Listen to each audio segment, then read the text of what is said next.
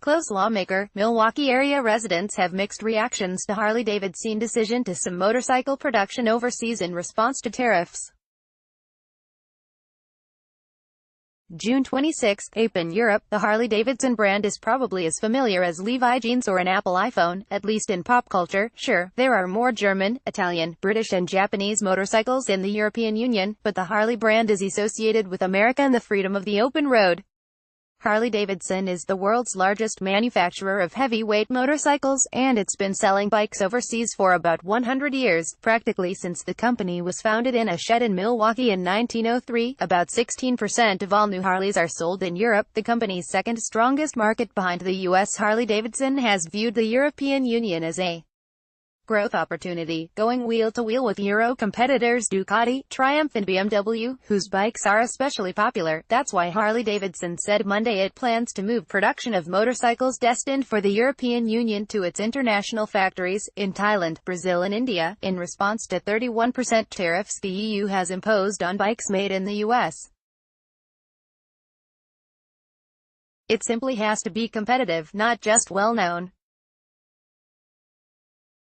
More, Harley-Davidson to move some motorcycle production out of U.S. after EU tariffs. More, Trump threatens Harley with higher taxes after bike maker unveils move overseas. More, Trump accuses Harley-Davidson of being first to wave the white flag. On trade. Harley-Davidson motorcycles riders park their motorcycles in Via della Conciliazione leading to the Vatican, seen at top, as they wait for Pope Francis to drive by to bless them ahead of Mass in St.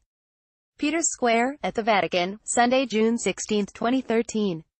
The riders are gathered in Rome for a 4-day event to celebrate the motorcycle company's 110th anniversary.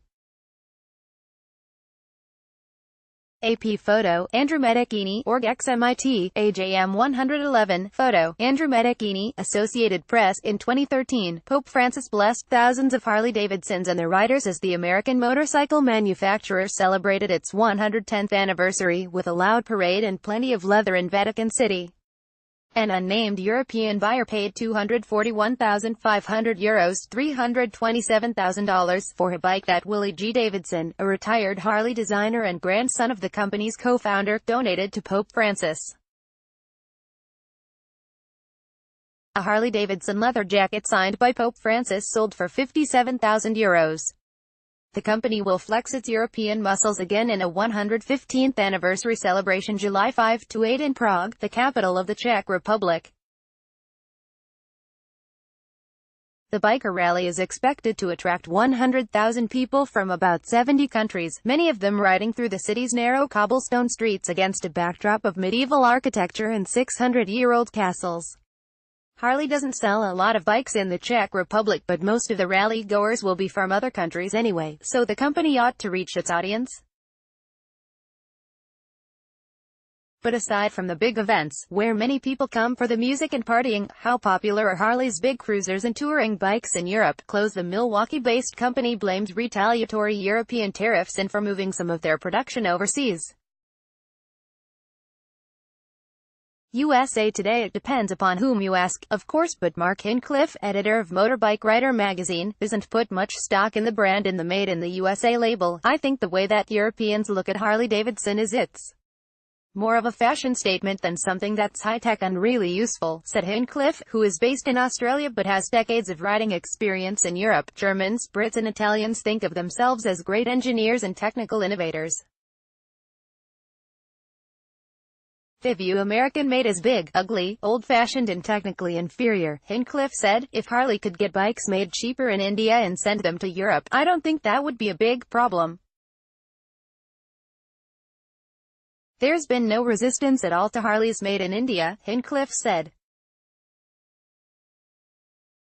The company has significant opportunities in Europe, but it's up against Japanese motorcycle makers that aren't subject to a 31% tariff on bikes coming from Asia. Harley's market share is much lower in Europe, at about 10% versus 50% in the US, so there is more room to grow. But there is also more entrenched competition, said industry analyst Sharon Zakfia with William Blair Co. Like any global business, the uncertainty of tariffs is a problem for Harley-Davidson. It is hard to run a business when the rules keep changing, said analyst Craig Kennison with Milwaukee-based Robert W. Baird.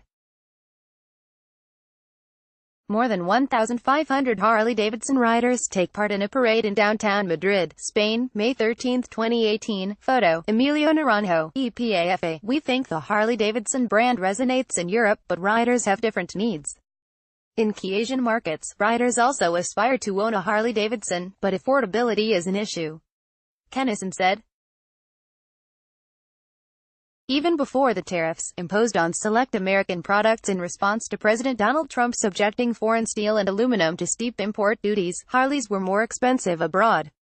In some Asian countries, the combination of tariffs or other fees could double the price of something like a $25,000 electric Glide Ultra Classic. In addition to tariffs or other fees, Indonesia tax on a 125% luxury tax, Harley spokesman Michael Flughoff said in an email to the journal Sentinel. The company's entry-level motorcycle in France costs €7,490, $8,766, according to the news agency Reuters. A deluxe touring model could cost 4 times that much. You have to be fairly well off to afford one, said Ian Malone, editor of Biker and Bike magazine in the United Kingdom. Harley riders are a different breed here, Malone said, adding that often they're slightly older guys who return to riding after raising a family and spending years out of the saddle. In Europe, you're either into Harleys or you're not, according to Malone. I think Harley-Davidson has a real issue with the tariffs because their bikes were never cheap to buy, and they certainly were never cheap to accessorize, he said. He said the Harleys that he sees on the highway are well equipped with touring luggage, and they're dripping with chrome from top to bottom. These guys get every damn accessory that Harley-Davidson sells, and they cover their bikes with them, Malone said. Graham Field, a motorcycle journalist from Bulgaria, has an older Harley that he's assembled from the parts of several bikes. He also has a garage filled with other bikes that are not Harley-Davidsons. I don't think Europeans in general are so loyal to any one brand.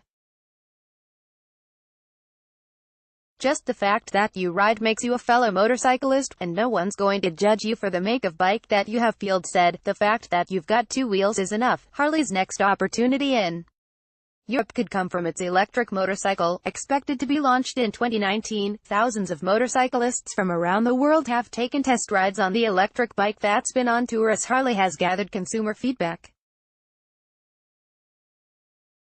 Close in 2014, Harley-Davidson had a select group of riders test ride their handmade non-production electric motorcycle named Livewire at Harley-Davidson Museum Bike Night. Brenda Cool of Beaver Dam shared her opinion.